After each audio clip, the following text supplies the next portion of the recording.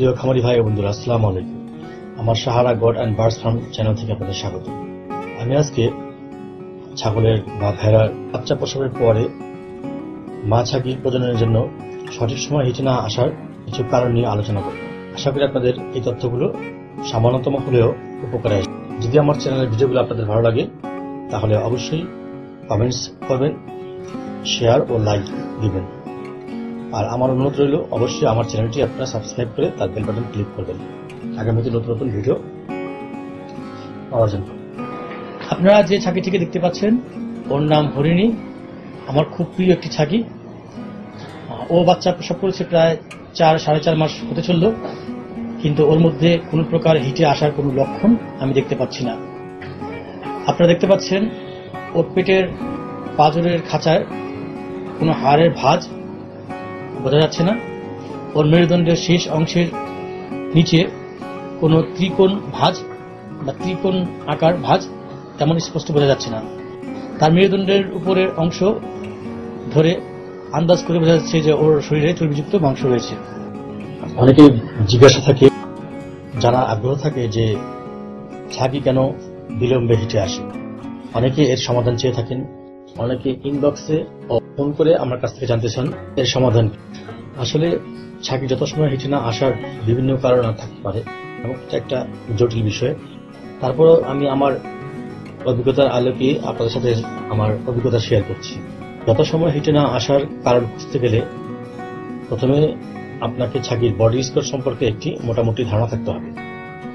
আমাদের দেশে ছাগল ব্যবসায়ীরা বা মাংস বিক্রেতারা কসাইরা দেখবেন ছাগলের শরীরের বিভিন্ন পয়েন্টে হাত দিয়ে ছাগলের ওজন নির্ণয় করার চেষ্টা করে। আসলে এটাই হচ্ছে বডি স্কোর নির্ণয় করার একটি কৌশল। আমাদের ঢাকার মাংস বিক্রেতারা এই কৌশলটাকে পাননি বলে জানে। 3-4 সপ্তাহ পরে আমরা এখন দেখতে পাচ্ছি ওর ওজন কিছুটা কমতে শুরু করেছে। তো এই বডি স্কোর একটি বিরাট আলোচনার বিষয়। এই বিষয় নিয়ে আমি আমার পরবর্তী ভিডিওতে আলোচনা করার চেষ্টা করব। তারপরে আমার এই বিষয়ে কিছুটা আলোচনা করতে হয়, কারণ ছাগির হিটে না আসার লক্ষণ হিসেবে বডি স্কোর একটি বিরাট প্রাসঙ্গিক বিষয়। তো আমার বডি স্কোর সংক্রান্ত চিত্রটি আপনারা দেখলে অনেক কিছুই বুঝতে পারবেন। আমি আজকে 3টি বিষয়ের উপর গুরুত্ব দিয়ে ছাগি যত সময় হিটে না আসার কারণ আপনাদের সাথে আলোচনা করব। তো সেই 3টা কারণ হলো অতিরিক্ত চর্বিযুক্ত মোটা স্বাস্থ্যের ছাগি, অতি রুগ্ন বা রোগাক্রান্ত ছাগি, স্বাভাবিক সুস্থ সবল ছাগি। এই 3 ধরনের ছাগি নিয়ে আপনাদের সাথে আলোচনা করব। আমার এই আলোচনা 3টি পর্বে ভাগ করে দেখিয়েছি। আশা করি আপনারা ধৈর্য সহকারে আমার প্রত্যেকটি পর্ব দেখবেন এবং ধৈর্য সহকারে শেষ পর্যন্ত দেখবেন, তাহলে আপনারা এই সম্পর্কে পরিষ্কার ধারণা পাবেন।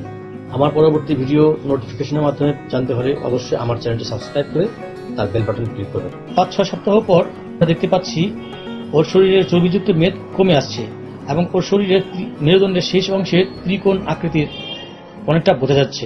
এটা বোঝা যাচ্ছে ওর শরীর অনেকটা হালকা হয়েছে ও ওজনও কমেছে।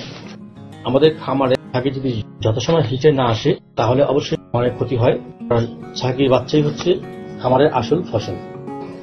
যাদের খামারে খাসা